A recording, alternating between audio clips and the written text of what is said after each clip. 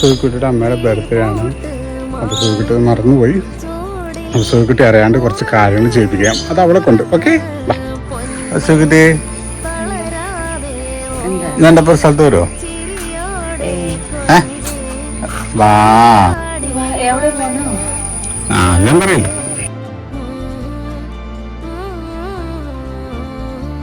ഇത് ആർക്ക് എവിടെ കൊണ്ടുപോണേ?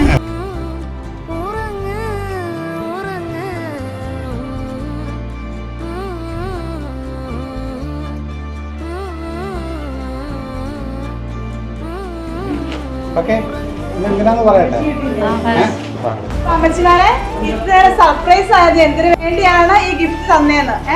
അപ്പൊ നമ്മുടെ സോയക്കുട്ടിയുടെ അമ്മയുടെ ജന്മദിനമാണിന്ന്. അമ്മയുടെ ഒരു താരാന്നാണ്.